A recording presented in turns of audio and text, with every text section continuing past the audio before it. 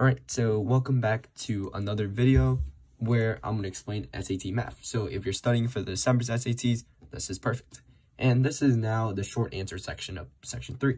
So if you haven't checked out the multiple choice, the link will be in the description. So check that out before, but here we go. So there are 5 questions. Let's go over all of them. Question 16. A manufacturer shipped units of a certain product to 2 locations. The equation above shows the total shipping cost T in dollars for shipping C units to the closer location and shipping F units to the farther location. If the total shipping cost was $47,000 and 3,000 units were shipped to the further location, how many units were shipped to the closer location? So basically, we have this formula right here. T is equal to 5C plus 12F. Well, basically, if the total shipping cost was $47,000, hinting T, which was the total cost, so let's write it down, $47,000, aka T, is equal to 5 times C plus 12 times how many units were shipped to the farther location? It says right here, 3,000. And that's represented by F. So let's plug in 3,000 for the value of F. So the question's asking us to solve for C. Well, it's pretty easy. We have a linear equation. Let's just distribute everything. 47,000 is equal to 5C plus 12 times 3,000, which is 36,000. Minus 36,000 on both sides of your equation, which should give you 11,000 is equal to 5C. Now into 5C, we just divide both sides by 5, right? The opposite of multiplication is division. Divide both sides by 5, giving you C is equal to 11,000 divided by 5, which should give you 2,200 as your answer. And that's it. You just solve for this equation by just plugging in all the values that are given to you. And that's it. Now, moving on. Question 17. If A and B are the solutions to the equation above, what is the value of A minus B? So let's solve for A and B. So what I would usually do is I would split up the absolute values. So whenever you have absolute values, you always split them up into 2 equations. Whether the 2 equations, it's going to be 2x plus 1 is equal to 5. And the other one is what? It should be 2x plus 1 is equal to negative 5. Why would it be negative 5? It's because the absolute value of whatever inside has to equal to 5. And the absolute 5 is equal to 5, and the absolute value of negative 5 is also equal to 5. So that's why I make this equation right here. Now, in order to solve, we just do simple arithmetic. Minus 1 on both sides, giving us 2x is equal to 5 minus 1, which is 4. Divide both sides by 2, giving you x is equal to 4 divided by 2, which is 2. That's one of our solutions for x. And the other value is minus 1, giving us 2x is equal to negative 5 minus 1, which is negative 6.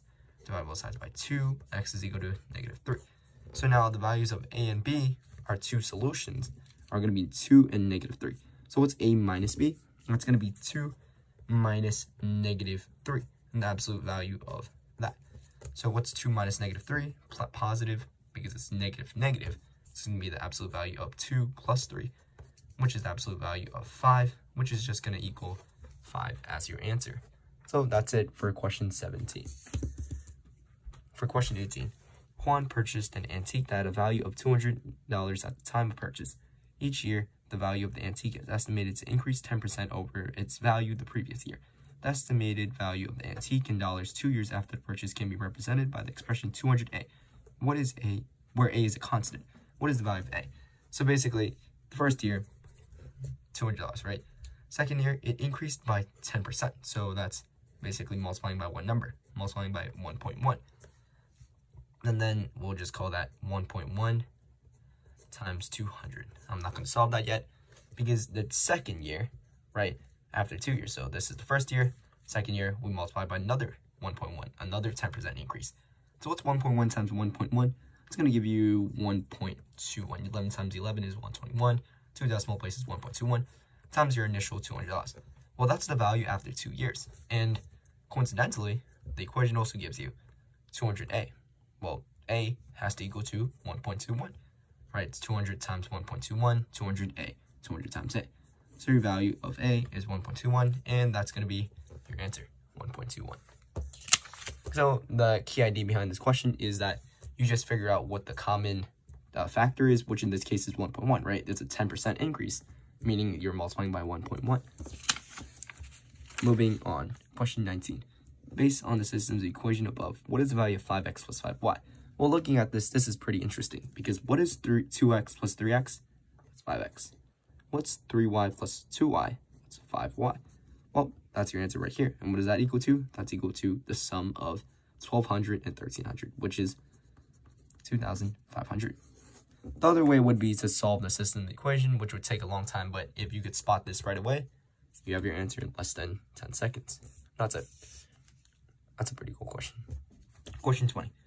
If u plus t is equal to 5 and u minus t is equal to 2, what is the value of u minus t times u squared minus t squared? Well, u squared minus t squared, that is the difference of squares, which if you recognize right away, factors out to what? So this right here, u minus t, and this factors out to u plus t times u minus t. So now that we have factored it out, what's the value of u minus t? U minus t, that's 2. U plus t, that's 5. U minus t, that's 2. Because once you recognize the difference of squares, right, a squared minus b squared is equal to a plus b times a minus b. This is a nice, neat formula to know the difference of squares. And once you recognize it, you can easily factor. And now we just substitute our numbers, which are given by our question. So 2 times 5 times 2 gives you what? That gives you 20 as your value. And that is it for the short response questions. Let me know if you guys have any questions. And as it says, we stop here, and I'll see you guys next time. Thanks for watching.